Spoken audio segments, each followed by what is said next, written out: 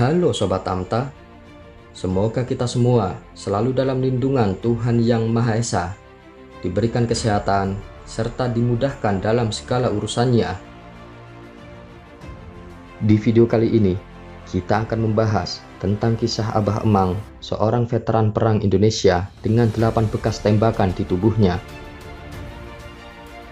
Sebelum melanjutkan videonya, mari sama-sama kita dukung channel ini dengan cara tekan tombol subscribe, like, komen, share, dan jangan lupa tekan tombol loncengnya agar tidak ketinggalan video-video yang menarik, informatif dari Tamta Journey.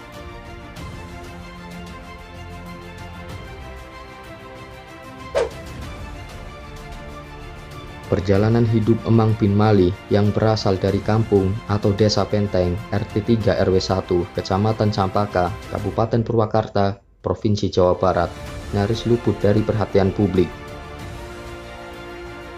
Padahal beliau merupakan salah satu pejuang kemerdekaan Republik Indonesia. Bahkan mungkin tak banyak orang yang tahu tentang cerita beliau semasa mudanya. Di sekujur tubuh beliau terlihat ada 8 luka bekas tembakan dari senjata api. Itu menjadi bukti jika dirinya pernah berjuang untuk kemerdekaan Indonesia. Dari ceritanya, Abah Emang pernah ikut melawan saat agresi militer Belanda kedua sekitar tahun 1948. Pada saat Abah Emang berusia 20 tahun, beliau pernah menjadi tentara yang kala itu lebih dikenal dengan sebutan Tentara Republik Indonesia atau TRI. Saat itu pangkat Emang masih Pratu dan bertugas di Batalion 1 Resimen 7 Purwakarta atau masuk dalam pertahanan TRI wilayah Bandung. Saat itu bertepatan dengan agresi militer kedua pecah. Emang bersama puluhan tentara lainnya terlibat baku tembak dengan pasukan Belanda di perkebunan karet di sekitar Kalijati, Kabupaten Subang, Provinsi Jawa Barat. Di perkebunan inilah kisah harunya terjadi. Beliau diberondong peluru milik senapan tentara Belanda. Ada 8 tembakan. Yang paling parah di bagian kaki kiri, kepala, dan bahu kiri, ujar Emang sembari menunjukkan bekas luka tembaknya itu. Pada saat itu dirinya bersama 3 orang teman satu batalionnya sedang menempuh perjalanan menuju kampnya di tengah hutan. Di tengah perjalanan, beliau bersama pasukannya dikepung dan dihujani timah panas oleh puluhan tentara Belanda. Alhasil beliau bersama 3 temannya tersungkur akibat terkena tembakan. Saat itu 3 temannya gugur, sedangkan Abah Emang masih selamat meskipun telah bersimbah darah akibat 8 peluru bersarang di tubuhnya.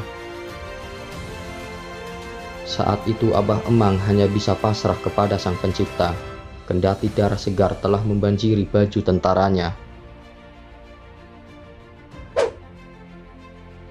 Dikira sudah mati. Dalam keadaan pasrah itulah, Emang masih bisa menatap cahaya matahari dari balik rerimbunan hutan karet. Di dalam hatinya, Emang selalu berdoa untuk bisa bertahan hidup. Bahkan beliau berdoa supaya bisa bertemu warga lalu menolongnya. Doa Abah terkabul. Saat tak berdaya itu, ada 2 orang perempuan melintas. Dengan kondisi sudah tidak bisa apa-apa, Abah minta tolong kepada 2 perempuan itu. Katanya, awalnya kedua perempuan itu ketakutan, sebab wajah dan tubuhnya bersimbah darah. Kepada kedua perempuan itu, Emang meminta minum, sebab dia merasakan panas tak terkira di sekujur tubuhnya. Lalu kedua perempuan itu memberikan air yang dibawa dengan daun pisang. Setelah meminum air tersebut, Emang minta wajahnya ditutupi oleh daun, dengan alasan supaya dingin. Bukannya dingin, Ternyata Emang semakin kepanasan ketika wajahnya tertutup daun pisang tersebut. Tak berapa lama, jantung Emang berdetak kencang. Pasalnya pasukan Belanda terlihat sedang melakukan patroli untuk memastikan bahwa para tentara Indonesia yang tadi dihujani peluru telah gugur seluruhnya. Saat patroli itu, sejumlah pasukan Belanda menusuk-nusukkan senjata tajam yang berada di ujung senapan laras panjang ke perut Abah. Beruntung Abah tidak memberikan reaksi, termasuk saat sepatu Belanda itu menginjak wajah Abah. Jadi Abah bisa selamat, karena dikira sudah tewas, katanya.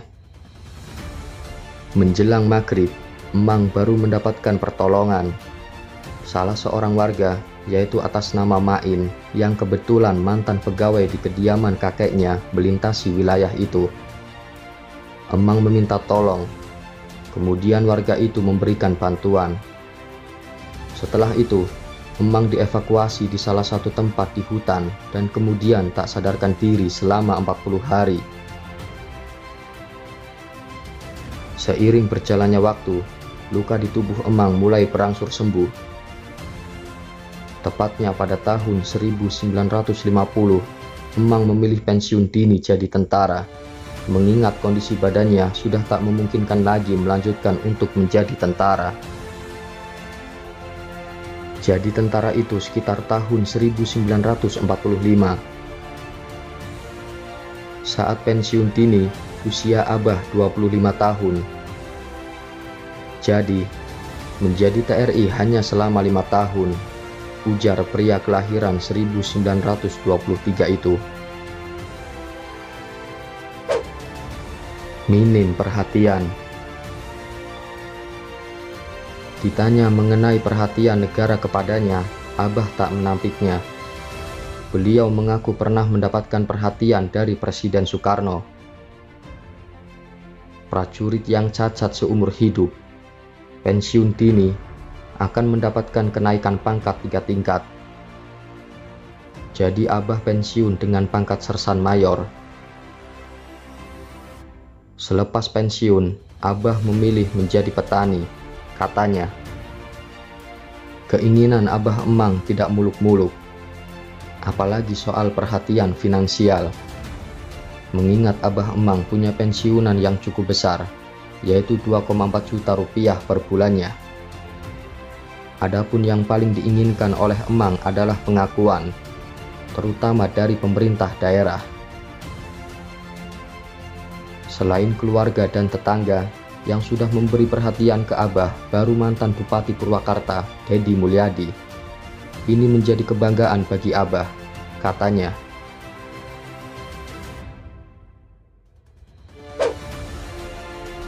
Demikianlah yang bisa kami sampaikan tentang kisah Abah Emang, seorang veteran perang Indonesia dengan 8 bekas tembakan di tubuhnya.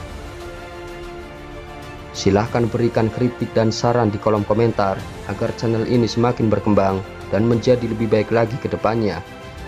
Semoga video ini bermanfaat dan menambah wawasan untuk kita semua. Terima kasih.